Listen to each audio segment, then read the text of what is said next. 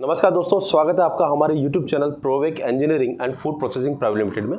आज इस वीडियो में हम आपको फिश फीड, जी हाँ, फ्लोटिंग फिश फीड क्या होता है, ये प्लांट में कैसे बनता है, इसके लिए क्या क्या मशीनरी लगती है, क्या क्या रॉ मटेरियल लगता है, कितनी जगह लगती है और इससे रिलेटेड पूरी जानकारी आपको हम देने जा रहे हैं। तो आइए इस पूरे वीडियो को हम स्टार्ट यहाँ से करते हैं कि फिश फीड आखिर क्या होता है। जी हाँ दोस्तों, आप सब फार्मर्स लोगों तक पहुंचाने के लिए ये वीडियो बनाया जा रहा है ताकि आप जो फीड पर 5 से 6 रुपये किलो ज़्यादा रेट पे कर रहे हैं बड़ी बड़ी कंपनी से लेकर के, उसको हम लोग घटा सकें और आप स्वयं आत्मनिर्भर बन करके इस फीड को बना सकें।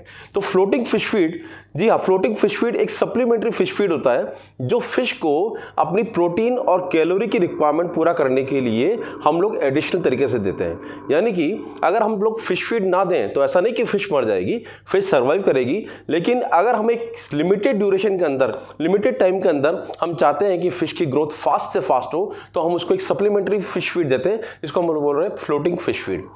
जी हाँ, तो floating fish feed basically purpose इसका हो गया, हम किसी भी तरह से एक्सटर्नल सोर्स से फिश को protein, calorie, vitamins, minerals and different medicine जो उसकी अच्छी हेल्थ के लिए आवश्यक है वो हम प्रोवाइड करना चाहते हैं। आप सब जानते हैं कि अल्टीमेटली एक फिश का एंड यूज ह्यूमन के द्वारा कंजप्शन है, यानी कि फिश को एक ह्यूमन के द्वारा खाया जा रहा है। तो हम किसी भी तरह से ऐसे कोई हानिकारक केमिकल नहीं दे सकते जो कि हम ह्यूमंस के शरीर में आकर के हमको नुकसान पहुंचा सके। तो इसके लिए एक सेट फॉर्मूला से फ्लोटिंग फिश फीड को फैक्ट्री में बनाया जाता है। तो दोस्तों, अब हम ये समझें इस वीडियो में कि वाकई में हमें फ्लोटिंग फिश फीड बनाने की आवश्यकता क्यों है। यूँ तो मार्केट में बहुत सारी बड़ी बड़ी कंपनीज हैं जो 20-20 साल से फ्लोटिंग फिश फीड बना रही हैं, जैसे ग्रोवेल है, एबिस है, सीपी है, कारगिल है, शालीमार है, दयाल है और नाना तरह की कंपनीज अपने अपने फिश फीड को आपके एरिया तक, आपके डिस्ट्रीब्यूटर के माध्यम तक आपके तक पहुँचाने की पूरी कोशिश कर रही है। लेकिन फिर भी इसके पीछे जो हिडन सत्य है, जो छुपा हुआ सत्य है, वो आज इस वीडियो में हम आपको बताने जा रहे हैं कि हमें वाकई में फिश फीड क्यों बनाना है। तो दोस्तों, आपको एक जानकर के अचरज होगा कि जो भी बड़ी से बड़ी कंपनी फिश फीड बना रही है वो एक फीड के ऊपर, 1 किलो के ऊपर 6 से 10 रुपए किलो का मार्जिन रख करके आपको फीड पहुंचाती है। इस मार्जिन के अंदर यूँ तो ट्रांसपोर्टेशन भी इंक्लूड होता है। तो यानी कि एक एवरेज फार्मर 1 किलो के पीछे 5 से 6 रुपए पर केजी एक बड़ी कंपनी को दे रहा होता है, जो कि वो अनभिज्ञ है कि वो क्यों दे रहा है। तो हम ये समझें कि हमें इस फिश फीड को बनाने के लिए हम क्या क्या चीज़ों की आवश्यकता होगी, हम आपको अब इस पूरी वीडियो में माध्यम एक स्टेप बाय स्टेप बताने जा रहे हैं। तो सबसे पहले हम ये समझें कि फीड कितने तरह के होते हैं। तो जी हाँ, फिश फीड 2 तरह के होते हैं। वन इज़ द फ्लोटिंग, जो कि पानी के ऊपर तैरता है, जो कि उस तरह की प्रजाति खाएगी जो पानी के ऊपर सतह पर आकर के फीड खाती है, उसको फ्लोटिंग फिश फीड बोलते हैं। और कुछ प्रजातियाँ मछली की इस तरह की होती हैं जो पानी के भीतर ही फीड को खाने की कोशिश करती है, उनको हम सिंकिंग फिश फीड उनको हम देते हैं। अब हम ये समझें कि आखिर कितने कितने तरह के फीड और किस साइज के फीड हमें मार्केट से लेने पड़ रहे हैं जो हम अपने प्लांट पे अलग अलग रॉ मटेरियल से बना सकते हैं। तो जैसे कि हम जानते हैं कि एक एवरेज फिशरी जो नॉर्थ इंडिया में स्टार्ट होती है वो फरवरी से लेकर के अक्टूबर तक होती है, और साउथ यानी कि वेस्टर्न महाराष्ट्र और कलकत्ता, बंगाल, इस साइड पे ये पूरे साल फिशरी चलती है।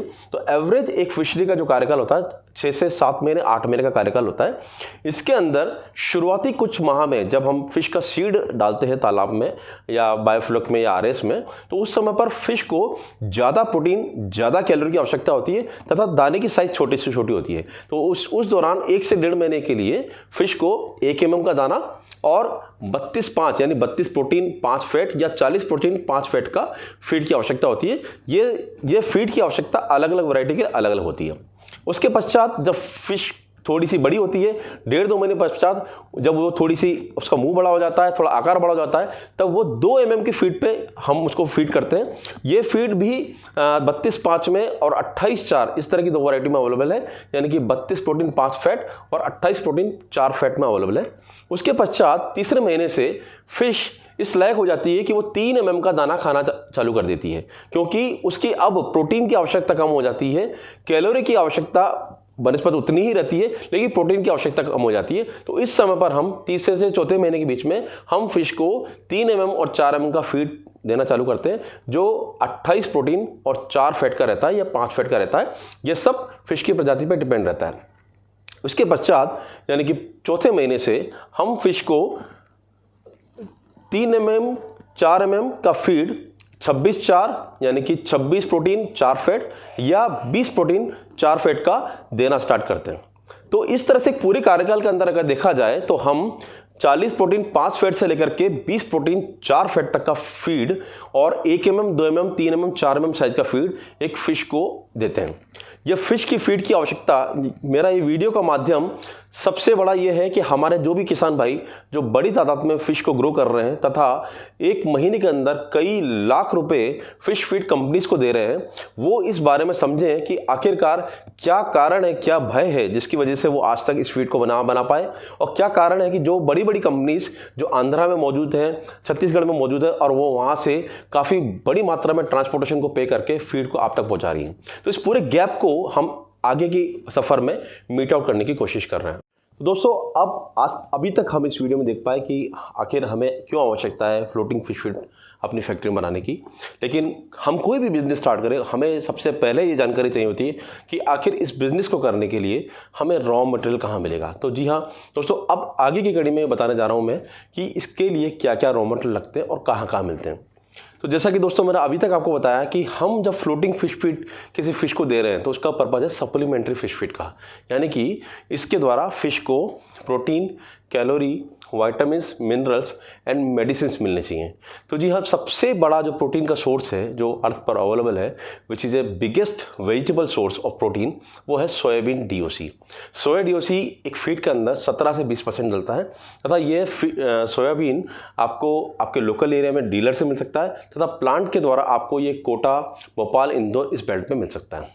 इसके पश्चात सेकेंड सोर्स जो प्रोटीन का है वो है मस्टर्ड DOC। जी हाँ, ये मस्टर्ड DOC एक फीड के अंदर 10 से 12% के आसपास फीड में डाला जाता है तथा यह भी राजस्थान और MP के कई भाग में तथा मोस्टली UP के अंदर हर भाग में ये आज की डेट में अवेलेबल है, साउथ में भी अवेलेबल है।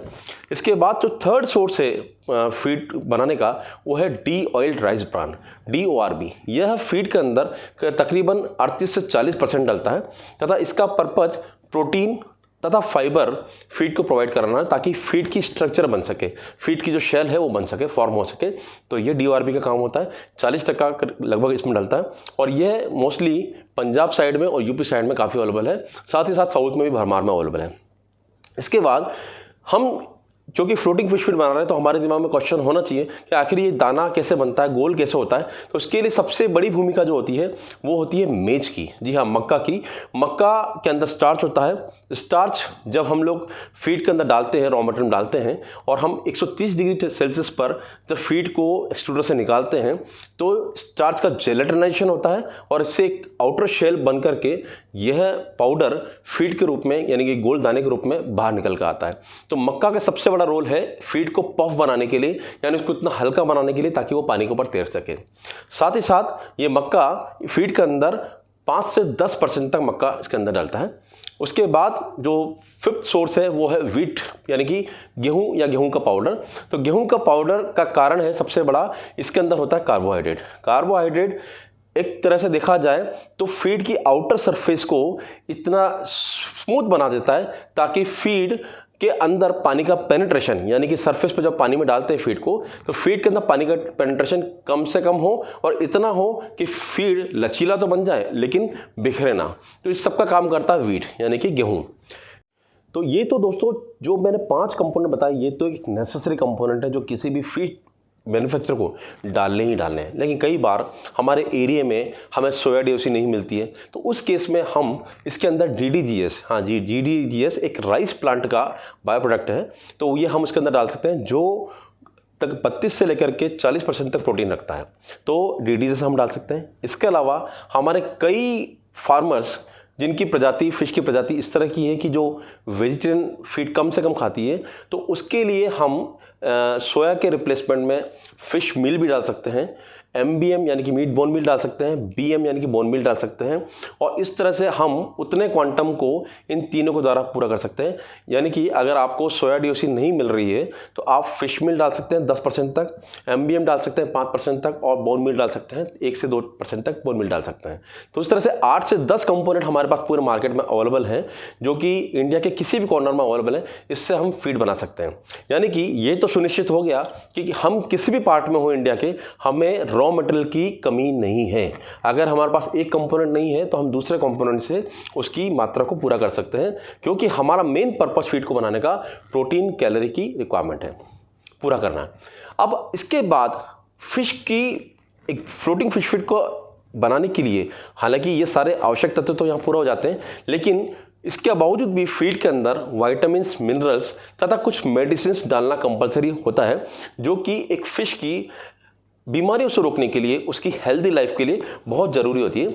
जैसे कि अगर मैं बात करूँ कुछ मेडिसिन्स की, तो di calcium phosphate, toxin binder, DL methionine, L lysine, choline chloride, sodium bicarbonate, vitamin premix, vitamin C and गार्सिलिन, ये कुछ ऐसी मेडिसिन हैं जो आप अमेजन से या फिर आपके कुछ डीलर्स से सर्च करके मंगा सकते हैं। हालांकि ये मेडिसिन भी पूरे इंडिया में अवेलेबल हैं, तथा ये मेडिसिन इन टोटलिटी यानी कि 1 किलो फीड के ऊपर लेस देन 1% के आसपास डाली जाती हैं। तो इनका रोल उतना ही बड़ा है जैसे कि हमारे मानव शरीर के अंदर दवाइयों का है। तो ये दवाइयाँ डाल करके हम ये सुनिश्चित करते हैं कि किसी भी कंडीशन में हमारी फिश बीमार नहीं होती है और वो एक हेल्दी लाइफ जीते हुए हेल्दी वेट को गेन करती है। तो दोस्तों, ये भी सुनिश्चित हो गया कि रॉ मटेरियल हमें इंडिया के किसी भी पार्ट में हमें रॉ मटेरियल मिल सकता है। अब हम ये जानें कि आखिरकार फीड को बनाने में कितनी कीमत आती है। तो जी हाँ, हम एक एग्जाम्पल के तौर पे 28 प्रोटीन 4 फैट के फीड को पकड़ते हैं। तो इस तरह के फीड को बनाने के लिए रॉ मटेरियल की एवरेज जो कीमत है वो 25 से 26 रुपये पर केजी बैठती है। यानी कि 25 से 26 रुपये का रॉ मटेरियल, जो मैंने आपको ऊपर अभी वीडियो में रेसिपीज बताई थी उनके परसेंटेज को देखते हुए अगर देखा जाए तो 25 से 26 रुपये में रॉ मटेरियल की कीमत पड़ती है। उसके बाद हमारे प्लांट को चलाने के लिए हमें 3 से 4 लेबर की आवश्यकता होती है, तथा बिजली की आवश्यकता होती है, कुछ बैग्स की आवश्यकता होती है, और हमारा सुपरविजन, एडमिनिस्ट्रेशन, इस तरह से सारे खर्चे मिला लें तो 5 से 6 रुपये का ये एवरेज खर्चा इसके ऊपर बैठता है। यानी कि अगर 25 से 26 रुपये की रॉ मटेरियल कीमत है, 5 से 6 रुपये की ऑपरेशन कॉस्ट को मिला लें तो भी ये फीड आपको 30 से 32 रुपये में आपकी फैक्ट्री में मिल सकता है, जो कि अभी बड़ी से बड़ी कंपनीज का 40 रुपये किलो से ऊपर ही चल रहा है। जी हाँ, अच्छी कंपनीज की मैं बात कर रहा हूँ, जो बहुत ही मार्केट में पॉपुलर कंपनी है, उनका फीड 40 से लेकर के 43 रुपये तक का पर केजी की रेट में चल रहा है। तो यह फीड आपकी फैक्ट्री में आप 32 रुपये बना सकते हैं। इसके बावजूद आपके पास 8 रुपये का मार्जिन रहता है, जिसमें आप इस फीड को अपने द्वारा यूज़ कीजिए। अगर आपके पास एक्सेस है, यानी कि आपकी रिक्वायरमेंट से ज़्यादा बन रहा है, तो आप अपने 100-200 किलोमीटर के एरिया में अच्छे से इसको स्टॉक करके, ड्राई करके अपने मित्रों को, अपने किसान भाइयों को पहुंचा सकते हैं, और इस तरह से आप अपना तथा दूसरों का भला कर सकते हैं। यानी कि ये तो सुनिश्चित हो गया कि हम अगर फीड अपनी फैक्ट्री में खुद बनाते हैं तो हम अदर स्टेट से जो हमारा फीड आ रहा है बड़ी बड़ी कंपनीज का, उसके ट्रांसपोर्टेशन के बावजूद भी हम 5 से 6 रुपये किलो कमा सकते हैं या सेव कर सकते हैं, और आसपास के लोगों को देकर के हम 5 से 6 रुपये किलो की कमाई भी कर सकते हैं। क्योंकि नेचुरल सी बात है, जो आदमी 43 रुपये का फीड ले रहा है, 44 रुपये का फीड ले रहा है, अगर आप उसको 40 या 41 का देंगे, 2 रुपये की बचत उसको दिखाएंगे, तो वो फीड लेने की तरफ आपसे आकर्षित होगा। ये बात सत्य है कि फीड जो आप अपनी फैक्ट्री में बनाएंगे और जो बड़ी बड़ी कंपनीज का फीड आता है उसमें थोड़ा फ़र्क रहेगा बाहरी सरफेस से, लेकिन इनर उसकी क्वालिटी की बात करेंगे हम, तो इनर क्वालिटी यानी कि उसकी प्रोटीन, उसकी कैलोरी वैल्यू, विटामिन वैल्यू या मेडिसिन वैल्यू, वो किसी भी तरह से बड़े फीड से कम नहीं होगी। तो दोस्तों, ये आपको अभी तक समझ में आ गया होगा कि हम बहुत ही छोटे तरीके से और आसपास से रॉ मटेरियल को इकट्ठा करके फीड बना करके 5 से 6 रुपये किलो का मिनिमम पर केजी सेविंग करके अपना खर्चा बचा सकते हैं। ये हम बात कर रहे हैं सबसे नॉर्मल क्वांटिटी का जो फीड है 28,000 का। अगर हम 32.5 की बात करें या हम 40.5 की बात करें, तो इस तरह के फीड पे हम 9 रुपये, 10 रुपये, 15 रुपये पर केजी भी सेव कर सकते हैं। यानी कि अगर हम किसान भाइयों को ये बताना चाहें अगर समरी में, तो 4 mm की फीड पे आप 4 से 5 रुपये, 3 mm के फीड पे आप 7 से 8 रुपये, 2 mm की फीड पर आप 9 से 10 रुपये, और 1 mm की फीड पे आप 12 से 16 रुपये पर केजी तक का बचत कर सकते हैं। जी हम बचत कर सकते हैं, मतलब आप बचा सकते हैं ताकि आप इस फीड को, और अगर आप इसको दूसरों को बेच देते हैं तो इतना कमाई भी कर सकते हैं। तो अभी तक का हमारा पर्पस क्लियर हो गया कि हम यहाँ पर टोटल किस किस तरह से फीड को रॉ मटेरियल लगेगा, क्या क्या तरह की फीड बनेगा, कैसे बनेगा, ये सारा हम समझ चुके हैं। अब हम आपको फीड बनाने का टेक्निकल इन्फॉर्मेशन, यानी कि क्या क्या मशीनें इसके लिए लगती हैं, उसके बारे में एक छोटी सी इन्फॉर्मेशन देने जा रहे हैं। इसके बाद हमारा एक फैक्ट्री विजिट भी रहेगा।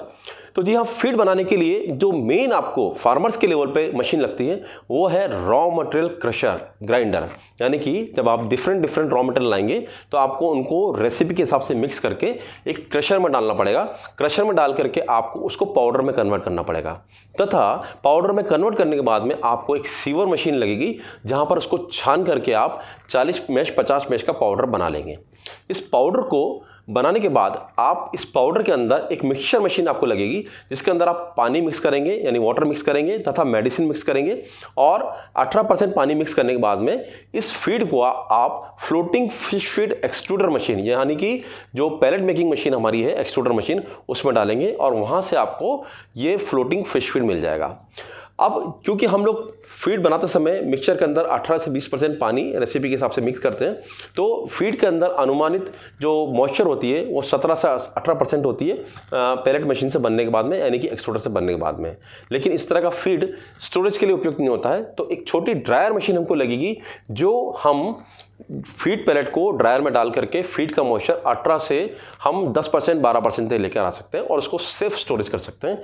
इसके पश्चात अगर हम लोग कुछ स्पेशल क्वालिटी की फिश को फीड कर रहे हैं तो हमें यहाँ पर फिश ऑयल का या एडिबल ऑयल का स्प्रे करना होता है ताकि आउटर सरफेस थोड़ी चमकदार हो जाए। तो इसके लिए हमें एक स्प्रेयर मशीन, यानी कि कोटिंग मशीन लगेगी जिसमें हम फीड को कोटिंग कर सकते हैं। तो अगर हम अनुमानित रूप से देखा जाए तो इन 5 मशीन का सेट, यानी कि crusher, mixture, floating fish feed extruder, dryer and flavouring machine, in 5 machine के सेट से हम एक छोटा सा फ्लोटिंग फिश फीड मेकिंग जो व्यवसाय है उसको स्टार्ट कर सकते हैं। यह फीड ये जो प्लांट रहेगा यह हम 50 किलो से लेकर के 500 किलो पर केजी तक का फार्मर्स को दे सकते हैं, यानी कि फार्मर्स के लेवल पर जा सकता है। तो दोस्तों, अगर हम लोग 15 से 20 किलो पर आवर अगर फीड अपने फार्म पर बनाना चाहते हैं तो उसके लिए हमें 5 से 7 HP पावर की आवश्यकता होगी। अगर हम 20 से 30 किलो पर आवर फीड बनाना चाहते हैं अपने फार्म पे या अपनी फैक्ट्री में तो हमें 10 HP पावर की आवश्यकता होगी। अगर हम 40 से 50 किलो फीड बनाना चाहते हैं तो हमें 20 HP पावर की आवश्यकता होगी। अगर हम 80 से 100 किलो बनाना चाहते हैं, फीड बनाना चाहते हैं, तो हमें 40 HP पावर की आवश्यकता होगी। अगर 100 से 150 बनाना चाहते हैं तो 50 HP पावर की आवश्यकता होगी। 150 से 200 किलो पर आवर बनाना चाहते हैं तो हमें 60 HP पावर की आवश्यकता होगी। 200 से 250 किलो अगर पर आवर बनाना चाहते हैं तो हमें 80 HP पावर की आवश्यकता होगी। 300 से 350 किलो बनाना चाहते हैं तो हमें 100 HP पावर की आवश्यकता होगी। और इसी तरह से अगर हम 500 किलो पर आवर बनाना चाहते हैं तो हमें करीब 125 HP पावर की आवश्यकता होगी, क्योंकि ग्रामीण इलाकों में पावर जनरली बहुत ईजीली अवेलेबल नहीं होती है। तो ग्रामीण इलाकों के लिए हम 15 से 20 kg पर आवर से लेकर के 200 से 250 kg पर आवर तक का ही फीड प्लांट सजेस्ट करते हैं। इसके अलावा के बाकी प्लांट उन एरिया में सक्सेसफुल है जहां पर की कंटिन्यूस पावर अवेलेबल है। दोस्तों, अब हमने मशीन के बारे में समझ लिया। अब हमारे दिमाग में सबसे बड़ा क्वेश्चन ये आएगा कि आखिरकार इन मशीन को लगाने के लिए कितने बड़े कारखाने के, यानी कि जगह की आवश्यकता होगी। तो जी हाँ दोस्तों, अगर हम बात करें 15 से 20 kg से लेकर 300 kg पर आवर की बात करें तो इसके लिए 1000 स्क्वायर फीट, यानी कि अगर 50 बाय 20 का या 40 बाय 30 का कोई भी शेड हो तो इसके अंदर आराम से इन मशीन को हम चला सकते हैं। छोटी मशीन यानी 15 से 20 kg से लेकर के 100 kg पर आवर तक की मशीन तो हम किसी भी फार्म पे ओपन शेड के अंदर भी चला सकते हैं। तथा किसान भाइयों के दिमाग में एक क्वेश्चन जरूर रहता हुआ कि इन मशीनों को, क्योंकि ये टेक्निकल मशीन, इनको चलाने के लिए किसी स्पेशल आदमी की आवश्यकता होगी। तो जी हाँ दोस्तों, मैं आपको ये ऑन वीडियो डिक्लेयर कर रहा हूँ कि इन मशीन को चलाने के लिए किसी भी टेक्निकल आदमी की आवश्यकता नहीं होती है। इन मशीन को सिखाने के लिए जरूर टेक्निकल आदमी की आवश्यकता होगी जो हम फैक्ट्री लेवल से आपको पास भेजेंगे, लेकिन एक बार समझने के बाद आप खुद इस मशीन को मेंटेन कर सकते हैं तथा इसके द्वारा फीड बना सकते हैं। तथा एक चीज़ और इंपॉर्टेंट इस बारे में बताने की जरूरत है कि इन मशीनों के लिए पूर्णतया 3 फेज की सप्लाई होना आवश्यक है। सिंगल फेज की सप्लाई पे ये मशीनें काम नहीं करेंगी तथा लोड नहीं ले सकती हैं। इसलिए 3 फेज पावर आपके पास होनी चाहिए। आपके पास 300 स्क्वायर फीट से लेकर 1000 स्क्वायर फीट तक की जगह है तो उसमें आराम से ये बन सकता है। तथा अगर एक नॉर्मल मैन पावर है या नॉर्मल लेबर है जो सीखने की इच्छा रखती है तो उसको हम ये मशीन चलाना सिखा सकते हैं। इस तरह से अगर आप देखें तो इस मशीन को चलाना कोई बड़ा काम नहीं है, कोई कठिन काम नहीं है। शुरू में जरूर घबराहट होती है, लेकिन एक बार सीखने के बाद में आप इन मशीन को अपने फार्म के लेवल पर आसानी से चला सकते हैं और फीड बना सकते हैं। की कड़ी में हमने पूरा प्रोसेस समझ लिया, रॉ मटेरियल क्या लगता है सब समझ लिया और मशीन का मैंने इंट्रोडक्शन दे दिया। अब मैं आपको मशीन हमारी फैक्ट्री के अंदर जो 1 to 1 सारी मशीन से वो आपको डेमोन्स्ट्रेट कर रहा हूँ। तो आइए चलिए एक फैक्ट्री को टूर लेते हैं और 1 to 1 जो मशीन मैंने आपको बताई थी उन मशीन को समझने की कोशिश करते हैं कि आखिर क्या क्या मशीन हमारे फार्म पर लगेंगी। तो आइए सबसे पहले हम देखते हैं क्रशर मशीन। ये है क्रशर मशीन, जी हाँ ग्राइंडर जिसको हम लोग बोलते हैं। तो बेसिकली जैसे मैंने आपको बताया था कि हम सारे रॉ मटेरियल को एक बार पहले मिक्स कर लेंगे रेसिपी के हिसाब से और रॉ मटेरियल मिक्स करके हम इसको यहाँ से फीड करेंगे। ये जो स्लेट दिख रहे हैं ये जब यहाँ पर मोटर लगेगी और हम जब यहाँ से फीड करेंगे तो यहाँ अंदर एक जाली होती है। जाली के द्वारा जो ग्रेन्स हैं वो मिक्स ग्रेन्स वो पाउडर में कन्वर्ट होंगे और पाउडर में कन्वर्ट होकर के हमको इस साइड पे मिल जाएंगे। तो ये एक छोटा क्रशर है। इसके अलावा भी हमारे पास ये दूसरा क्रशर है जो अलग कैपेसिटी का है और ऐसे अलग अलग कैपेसिटी के हिसाब से हमारे पास अलग अलग क्रशर है जिससे कि हम लोग रॉ मटेरियल को मिक्स करके हम उनको पाउडर में कन्वर्ट कर सकते हैं। अब हम चलते हैं दूसरी मशीन जो है मिक्सचर मशीन। ये है दोस्तों मिक्सचर मशीन। जो हमारे रॉ मटेरियल ग्राइंडिंग से जो पाउडर आएगा उसको हम लोग यहाँ पर इस दूसरे पाउडर को इसमें डालेंगे तथा पाउडर को डालने के बाद में इसमें हम लोग वाटर की फीडिंग करेंगे और मेडिसिन की फीडिंग करेंगे तथा 15-20 मिनट का टाइम देंगे हम पूरे मिक्सचर को मिक्स करने के लिए। इस मिक्सचर के अंदर कुछ ब्लेड्स होती हैं जो रेगुलर घूमती रहती हैं और जब हम रॉ मटेरियल को डालते हैं इसके अंदर पाउडर फॉर्म में तो पानी के साथ मिक्स होकर के एक हमको सेमी पाउडर टाइप का ही प्रोडक्ट हमको बाहर निकल जाएगा जो हम नीचे से यहाँ से निकाल सकते हैं। तो हमारी इस कड़ी में थर्ड मशीन है फ्लोटिंग फिश फीड एक्सट्रूडर। जी हाँ, फ्लोटिंग फिश फीड एक्सट्रूडर, जिससे बेसिकली हम रॉ मटेरियल को मिक्स करने के बाद मशीन में फीड करेंगे और पैलेट बनाएंगे। तो जी हाँ, ये एक इसी कड़ी में मशीन दिखा रहा हूँ। यह मशीन एक 20 HP की मशीन है, यानी कि 100 से 150 kg/h की मशीन है। इस मशीन में आप देख सकते हैं एक ये मेन मोटर लगी हुई है। ये मोटर इस मशीन को घुमाने की कोशिश करती है पूरी। इसके बाद इसमें एक फीडिंग हॉपर है जहाँ पर कि हम मिक्स किया हुआ रॉ मटेरियल को फीड करेंगे। ये हॉपर है, इस मोटर से चलता है तथा इसके बाद ये जो मिक्स यहाँ से निकल कर आएगा ये हमारा एक्सट्रूडर का मेन बैरल है जिसके अंदर के स्क्रू होता है तथा यहाँ पर हम पाउडर को जो पाउडर पानी मिक्स पाउडर है उसको दाने में कन्वर्ट करने की पूरी यहाँ पर तैयारी होती है और यहाँ पर दाने में कन्वर्ट होकर के यहाँ से निकलता है। तो इस तरह से देखा जाए तो एक एक्सट्रूडर के अंदर 3 मोटर होती हैं। 1 is the main motor, 2nd feeding motor और 3rd कटिंग मोटर। यहाँ पर अगर हम देखें तो यहाँ पर हम लोग ब्लेड को यूज़ करते हुए फीड को दाने के रूप में कट करके उसको एक दाना बना देते हैं। मैं आपको अब आगे की कड़ी में सारे ही एक्सट्रूडर यानी कि जो मैंने आपको बताया था 15 से 20 kg/h से लेकर के 200 to 250 kg का एक्सट्रूडर जो कि फार्म पे हम यूज़ कर सकते हैं, वो सारी एक्सट्रूडर 1 to 1 दिखाने जा रहा हूँ। जी हाँ, ये सबसे छोटा एक्सट्रूडर है जो अभी अंडर मैन्युफैक्चरिंग है। ये 15 से 20 kg का एक्सट्रूडर है। ये मेन बॉडी है और यहाँ मोटर्स लगा करके हम पूरा इस मशीन को रेडी कर रहे हैं। इसके बाद ये मशीन अगर हम देखें तो ये 50 kg/h की मशीन है, 50 kg/h की मशीन है। इसके बाद अगर हम ये दोनों मशीन देखें तो ये 70 to 100 kg/h की मशीन है जो अभी मोटर लगाने के बाद रेडी होगी। तथा इसके बाद अगर हम देखें तो ये मशीन 150 to 200 kg की मशीन है, 150 to 200 kg/h की मशीन है। इस मशीन को देखिए आपकी पूरी रेडी हो रही है। इस मशीन में ये मेन बैरल है जो बेसिकली हमारे रॉ मटेरियल को पका करके फीड में कन्वर्ट करता है। ये एक एक्सट्रूडर का एक मेन पार्ट है। तथा अगर देखा जाए तो ये जो कटिंग पार्ट है ये जो हमारी फीड बनकर आएगा उसको कट करता है, दाने के रूप में कट करता है। आप अगर चाहें राउंड शेप में और अगर आप चाहते हैं सिलेंड्रिकल शेप में किसी भी तरह का दाना आप इससे बना सकते हैं। तथा इसके बाद अगर हम देखें तो ये रेडी हमारे एक्सट्रूडर्स हैं जो पूरे complete ready to dispatch extruders हैं। तो अगर आप देखें हमारे पूरे वर्कशॉप को तो हमारे पास इस समय 15 से 20 एक्सट्रूडर 25 एक्सट्रूडर हमारे पास ऑन शॉप रेडी है जो आने वाले सीज़न फरवरी सीजन को देखते हुए, आप पीछे तक देखिए, पूरे फरवरी सीजन को देखते हुए हमने रेडी किए हुए, आप ऑर्डर करके इनको तुरंत से तुरंत प्राप्त कर सकते हैं। हमने सारी मशीन अलग अलग देखी कि हम किस तरह से रॉ मटेरियल को ग्राइंडिंग करते हैं, उसके बाद हम उसके अंदर पानी मेडिसिन की मिक्स करते हैं और मिक्स किया हुआ प्रीमिक्स हम इस हॉपर में डाल देते हैं। ये हमारा मशीन का फीडिंग हॉपर है। इस मशीन के फीडिंग हॉपर में हम रॉ मटेरियल मिक्स करने के बाद डाल देते हैं तथा उसके बाद हम मशीन में ये देख रहे हैं, ये देखिए आप, इस तरह से फीडर आ रहा है, रोकना रोकना। हम जब इस फीडर से मटेरियल, देखिए आप, इस तरह से मटेरियल आ रहा है, इस रॉ मटेरियल के अंदर हम ऑलरेडी 18 से 20% मॉइस्चर ऐड कर चुके हैं तथा जब आप देख रहे हैं तो यहाँ पर ये देखिए ये फीड बन के आ रहा है। आप देख सकते हैं इस मशीन से कितनी स्पीड से ये फीड बन के आ रहा है।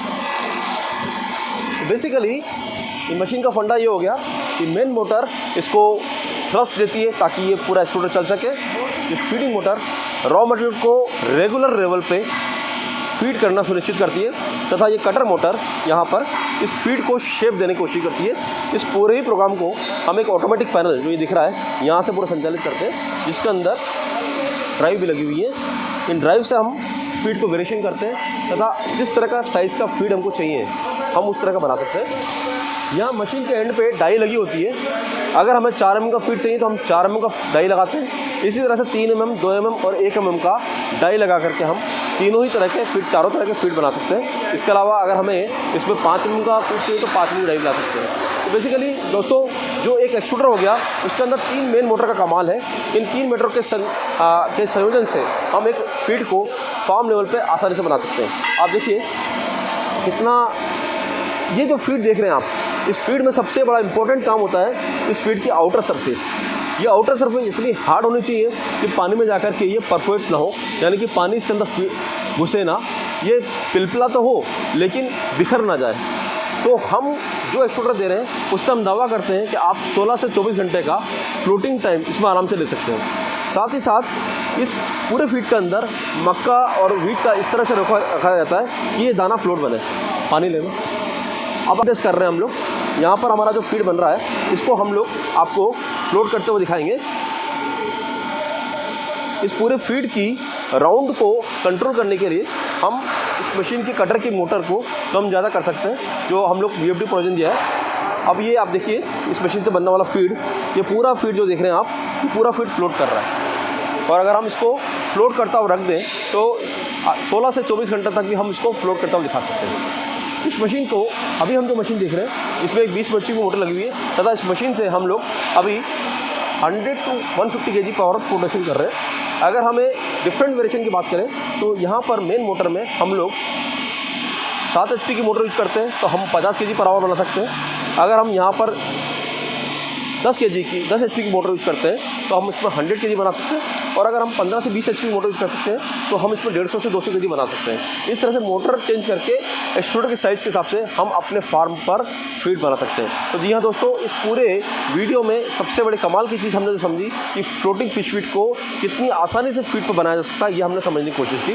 तो आप घबराइए मत और अपना फ्लोटिंग फिश फीड प्लांट को तुरंत से तुरंत ऑर्डर करके लगाइए और अपना फीड अपने ही फार्म पर बनाइए। आप देखिए एक मशीन कंट्रोल से कितना प्रोडक्शन कर रही है। एक ही साइज़ का फीड है, कोई वेरिएशन नहीं है और आप जिस तरह का फीड चाहें उस तरह का फीड बना सकते हैं। आप तो इसको शूट कर सकते हैं।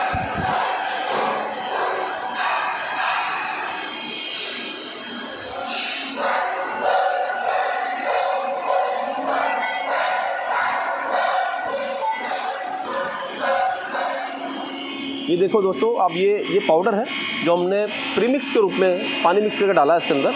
ये पाउडर को अगर हम लोग देखें, इसका प्रॉपर्टी देखें तो ये एकदम पाउडर फॉर्म में ही है, लेकिन इसके अंदर ऑलरेडी हम 18 से 20% पानी ऐड कर चुके हैं और मेडिसिन मिक्स किया हुआ है। आसानी से फ्लोएबल है और ये फीडर के अंदर जाता हुआ पैलेट में कन्वर्ट हो रहा है।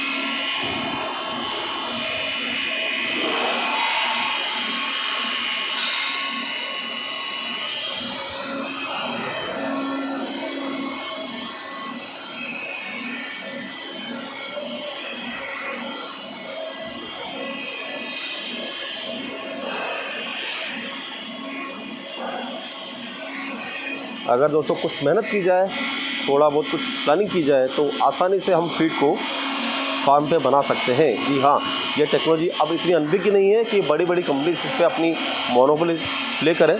हम आसानी से 3-4 मशीन 5 मशीन के सेट से आराम से फीड को अपने फार्म पे बना सकते हैं। ये हम इस पूरे वीडियो में देखने की कोशिश कर रहे हैं। आपके सामने हम लोग, एक लड़का जो खड़ा हुआ है ओनली सिर्फ रॉ मटेरियल फीड कर रहा है और हम पैनल से इसको ऑपरेट कर रहे हैं। पूरा मशीन ऑटोमेटिक है, हमें सिर्फ फीड करने के अलावा कुछ काम नहीं करना है तथा ये मशीन ऑटोमेटिकली फीड को बना के दे रही है। ये देखिए आप, ये रेगुलर फीड बन रहा है। और अगर हम इसको टेस्टिंग करें तो इसके टाइम के बाद भी अगर देखें तो आराम से ये दाना पानी के ऊपर फ्लोट करेगा।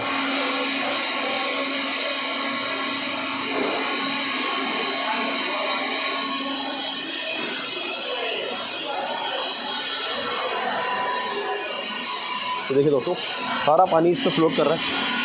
ये फीड सारा पानी के ऊपर फ्लोट कर रहा है, यानी कि आसानी से फ्लोट हो रहा है।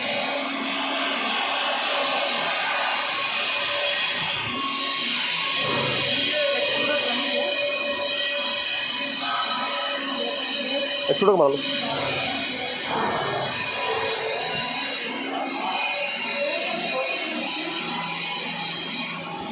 लो।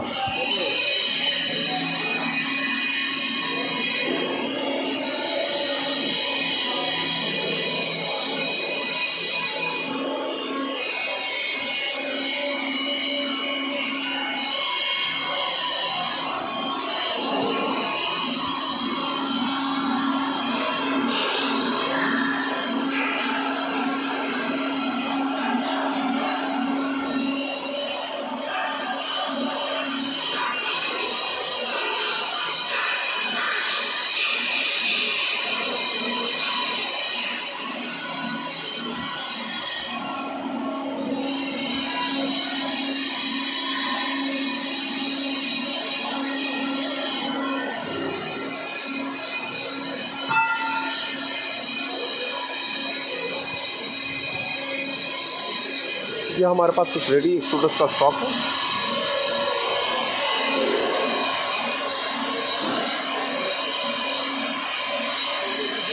दोस्तों, 1 महीने बाद फिश फीड का सीज़न स्टार्ट हो रहा है।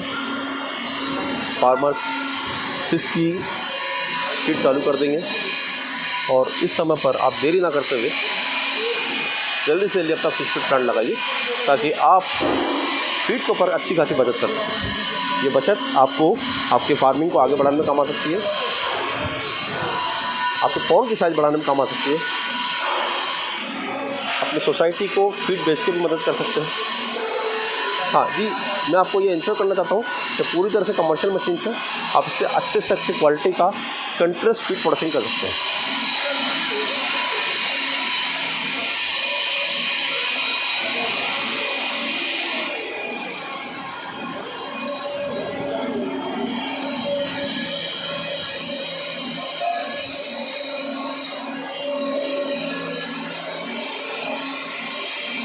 यहाँ पर स्टीम देख सकते हैं, क्योंकि हम इसमें मॉइस्चर ऐड करते हैं तो जब हम इसको पफिंग करते हैं तो यहाँ पर स्टीम रिलीज होती है। आप देख रहे हैं इस तरह से स्टीम रिलीज हो रही है इसमें।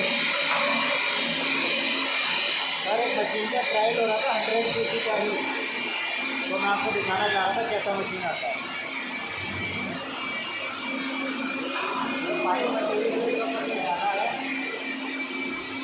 ये आप देख सकते हैं, बाकी रेडी मशीन आप हमारी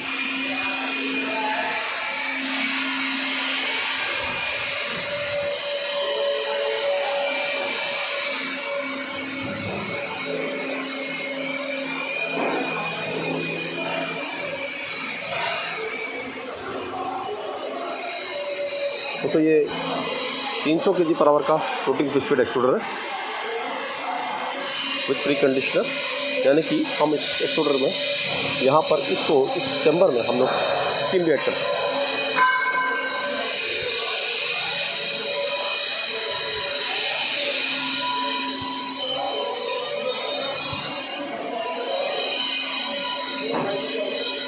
अभी सीजन को देखते हैं, काफ़ी तादाद में एक्सट्रूडर्स,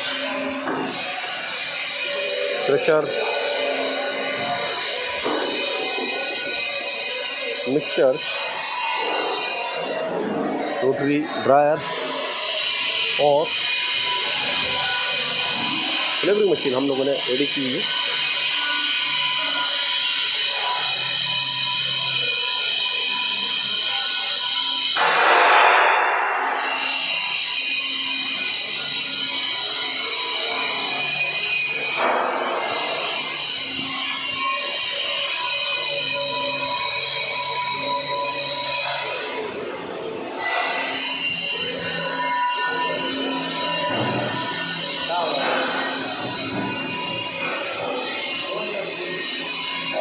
है दोस्तों, ये पूरा वीडियो आपको काफ़ी इन्फॉर्मेटिव रहा होगा।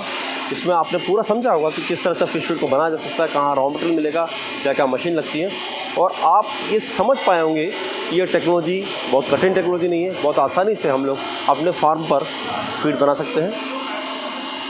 इस प्लांट की आप जल्दी से जल्दी प्लानिंग कीजिए। आने वाले सीज़न यानी कि फरवरी सीज़न में आप फ़िश फीड के लिए किसी पर भी डिपेंड मत रहिए, किसी भी मैन्युफैक्चर पर डिपेंड मत रहिए, और आत्मनिर्भर बन के अपना ही बिज़नेस स्टार्ट कीजिए, ताकि आप खुद के फार्म पर तो फीड में सेविंग कर ही सकते हैं, साथ साथ फीड को बेच करके 5 से 6 रुपये किलो तक प्राप्त कर सकते हैं और एक सोसाइटी में अपना नाम कर सकते हैं। या एक फार्मर होकर के अगर आप फार्मिंग से रिलेटेड कोई भी प्रोडक्ट बेच सकते हैं तो ये एक वाकई में गर्व करने वाला मोमेंट होगा। तो दोस्तों, देरी नहीं करनी है, आप इस वीडियो को पूरा अंत तक देखें।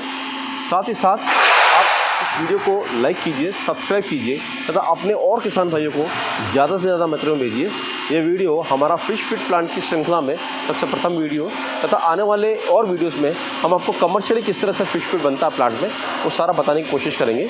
फिलहाल आज इस कड़ी में हम लोग एक फार्मर के लेवल पर या एक छोटे एंटरप्रेन्योर के लेवल पर किस तरह से फ्लोटिंग फिश फीड का या सिंकिंग फिश फीड बनाने का हम बिज़नेस स्टार्ट कर सकते हैं, उसके बारे में जानकारी दे रहे थे। और मुझे ऐसा लगता है कि आपको इस पूरी वीडियो से पूरी जानकारी मिल गई होगी और आप अपने बिजनेस को काफ़ी अच्छे से स्टार्ट कर सकते हैं। Thank you so much for watching our video.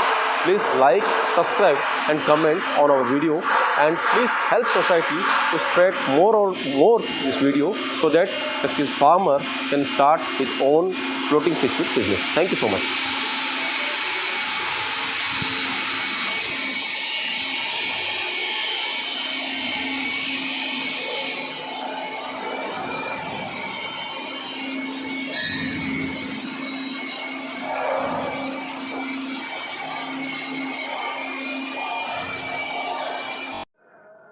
Hello guys, welcome to Provek engineering group.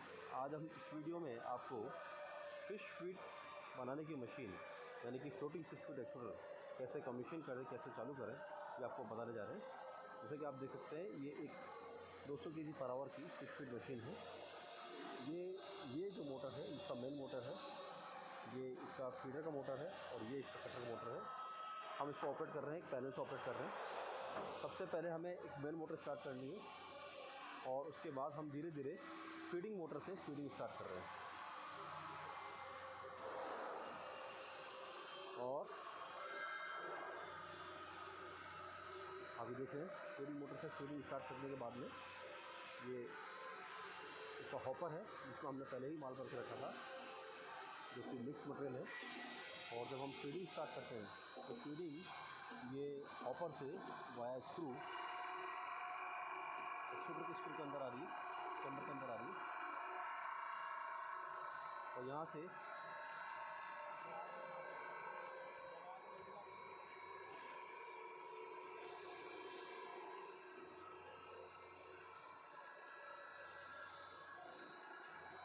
ये अभी स्टार्टिंग है, हम लोगों ने माल डाला हुआ है, थोड़ा सा अच्छे से गर्म हो रहा है। और अभी आप देखते हैं कि जैसे हम कटर मोटर स्टार्ट किए, कटर मोटर स्टार्ट करते ही आप देखिए यहाँ पर इसको दाना आना चालू हो गया, ये फ्लोटिंग लिक्विड आना चालू हो गया।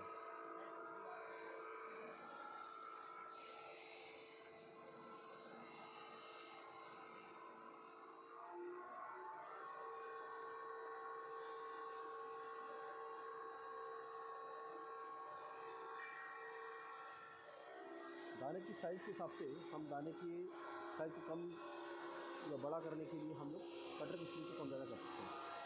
ये आप देख सकते हैं, यहाँ पर कटर है और ये फीडर मोटर है। कटर मतलब जो कटिंग करेगा और फीडिंग मोटर फीडिंग बनाने के लिए।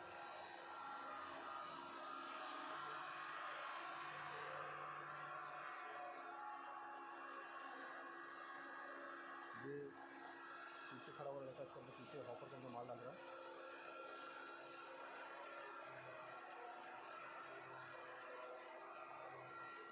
और इस तरह से ये डाला नहीं है।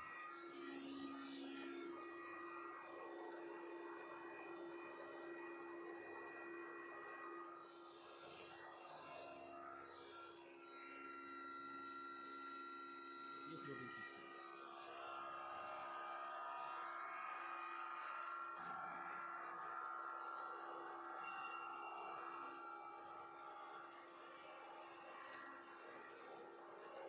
जो अपनी आवश्यकता के अनुसार हम लोग धीरे धीरे करके फीडिंग को बढ़ा सकते हैं। जैसे अभी आप देखिए फीडिंग को बढ़ा रहे हैं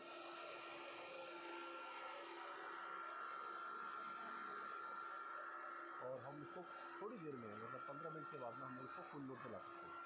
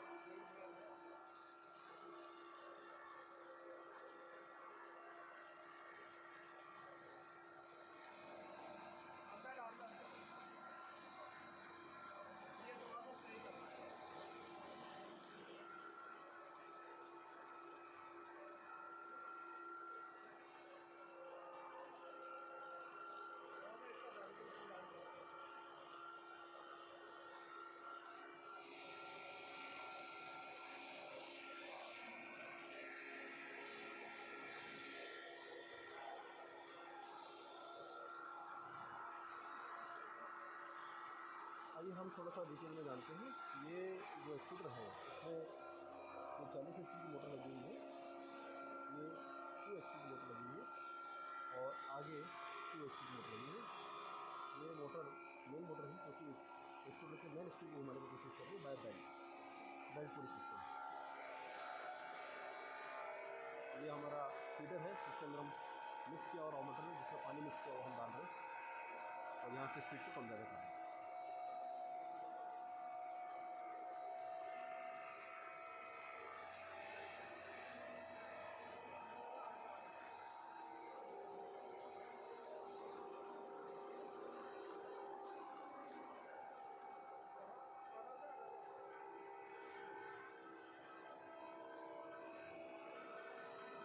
ओह,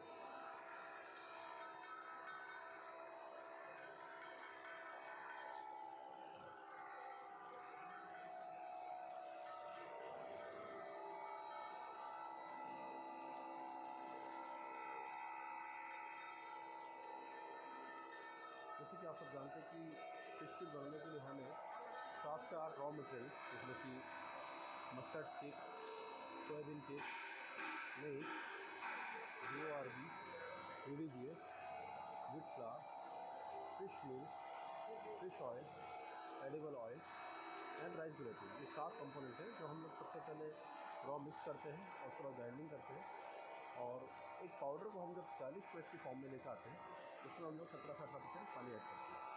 तो अभी जो मैं आपको आटा दिखाने जा रहा हूँ, पाउडर दिखाने जा रहा हूँ, ये वही पाउडर जिसके अंदर हम लोग पाउडर बना चुके हैं और इसके अंदर हम लोग 40% में ग्राइंडिंग कर चुके हैं और इसमें हम 17 से 18% मॉइस्चर ऐड कर चुके हैं as per the raw material. और उसके बाद हम लोग इसको फीडर में फीड करते हैं।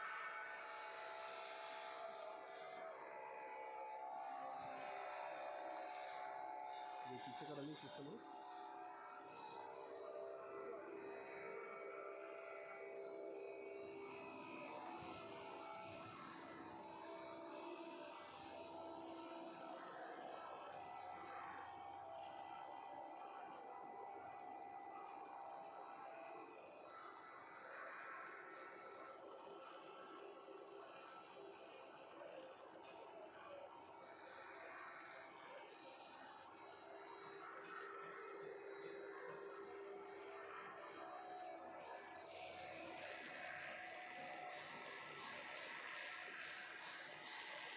ये मछली हम दाना ले रहे हैं और इसको पानी लगा देते हैं।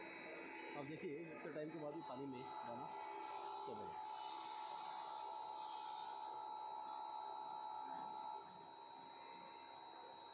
असल में फिश फीड तभी फिश फीड है जब ये पानी में गलने के बाद सॉफ्ट हो जाए, ताकि फिश को खाने में कोई दिक्कत नहीं। देखिए गलने के बाद में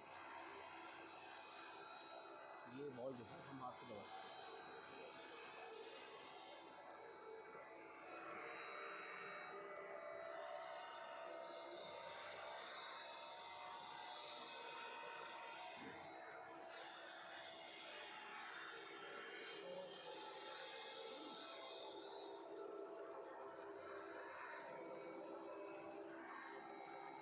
तो देखिए दोस्तों, आप समझ गए होंगे कि किसी मशीन को चलाना बहुत डिफिकल्ट नहीं है। हमें स्टेप बाय स्टेप प्रोसेस को फॉलो करना है और इस तरह से हम लोग एक किसी मशीन को चला सकते हैं। हालांकि मशीन को बनाना अच्छा आसान नहीं है, बनाने के लिए आपको हमसे ही संपर्क करना पड़ेगा। ये चलाने के लिए आप चाहें तो हमारे इस वीडियो गाइडेंस को फॉलो कर सकते हैं और मशीन को चला सकते हैं।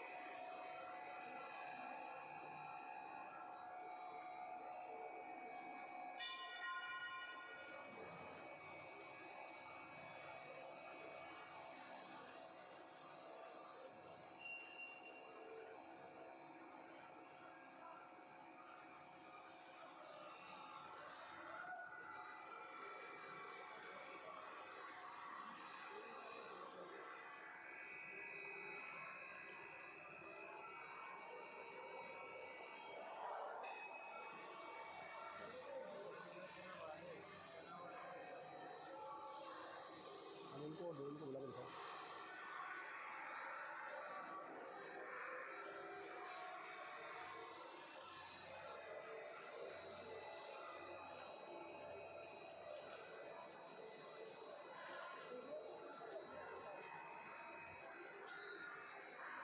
एक मिनट का देखना उनका, 1 मिनट का।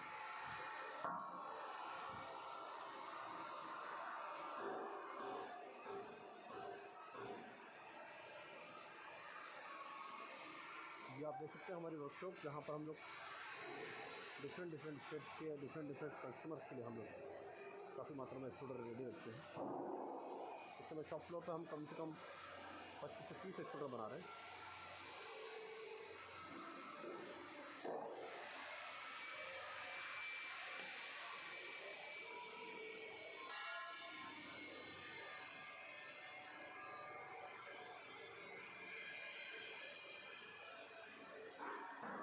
माल को मिक्स करने के लिए आपको मिक्सर की आवश्यकता पड़ेगी। ये हर साइज में अवेलेबल है। और ग्राइंडिंग करने के लिए आपको इस तरह के पल्लर की आवश्यकता पड़ेगी।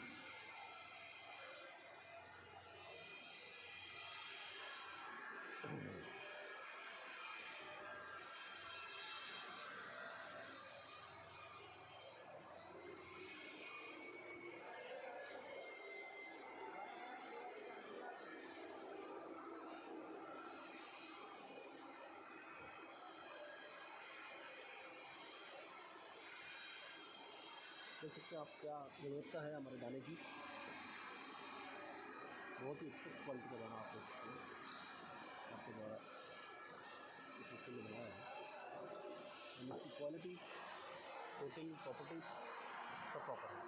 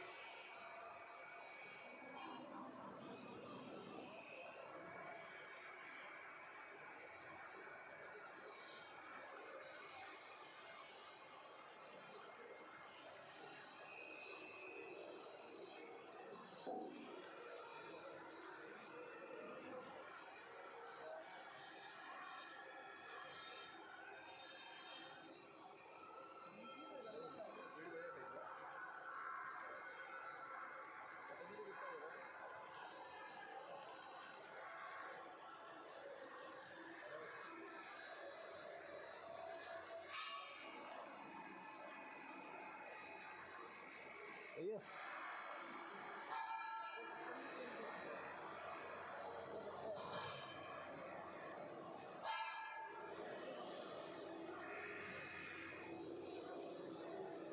आया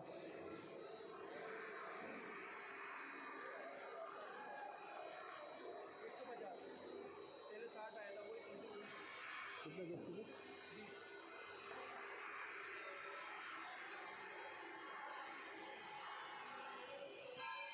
एम्पियर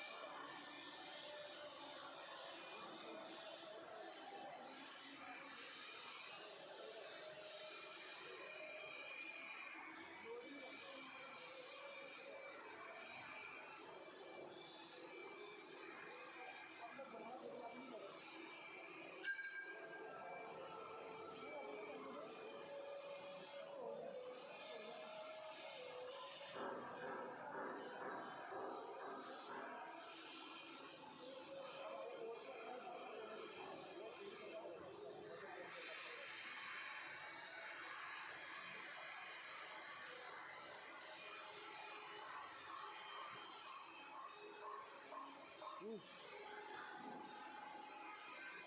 सरका दे माल।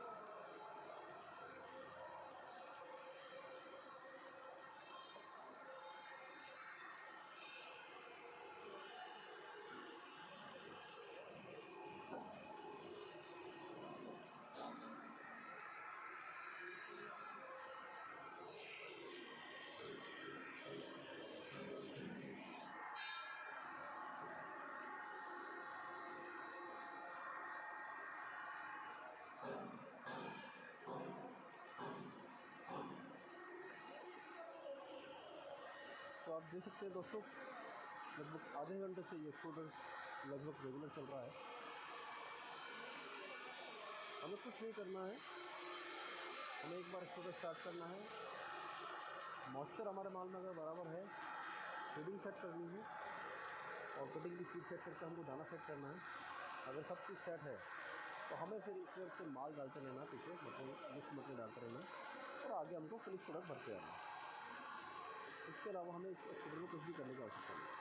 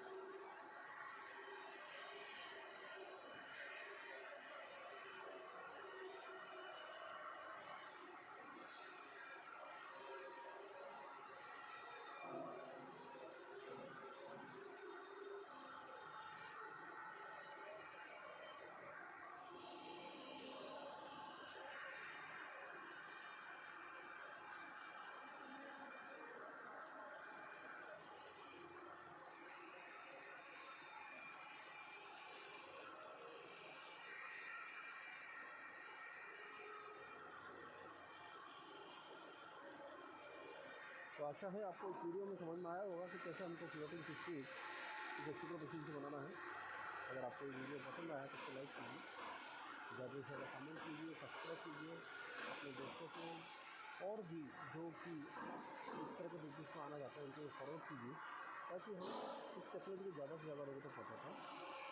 इस मशीन को खरीदने के लिए आपको Provek engineering and food processing private limited, headquarter Kota, Pune, Banaras अथवा गुवाहाटी को कॉन्टेक्ट करना पड़ेगा। जैसे कि आप देख सकते हैं इस मशीन की प्लेट पर आपको ये नंबर दिया हुआ है 7073643737। आप इस नंबर पर व्हाट्सएप कर सकते हैं, कॉल कर सकते हैं और इस मशीन के बारे में ज़्यादा जानकारी प्राप्त कर सकते हैं।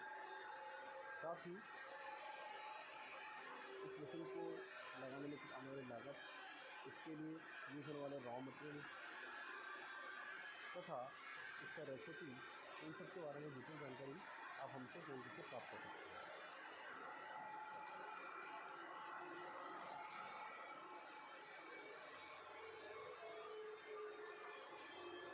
कंपनी लगभग इस महीने में 50 से 60 स्टिकर बनाती है। जैसे कि आप देख सकते हैं इस समय पर काफ़ी स्टिकर हमारे पास स्टॉक में पड़े हुए हैं, क्योंकि आगामी आने वाले सीज़न फरवरी से जो स्टार्ट होने वाले सीज़न के लिए रेडी किए जा रहे हैं, तथा अभी जो रेगुलर डिलीवरी थे उनके लिए भी स्टार्ट किए जा रहे हैं।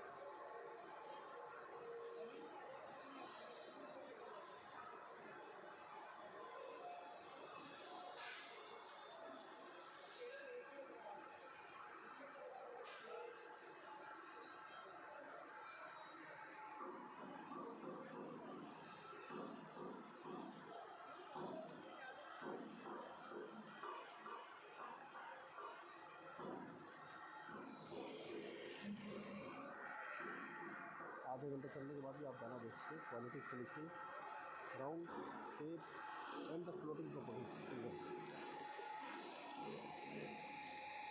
जैसे कि दाना हमने पहले डाला था वो भी फ्लोटिंग कर रहा है।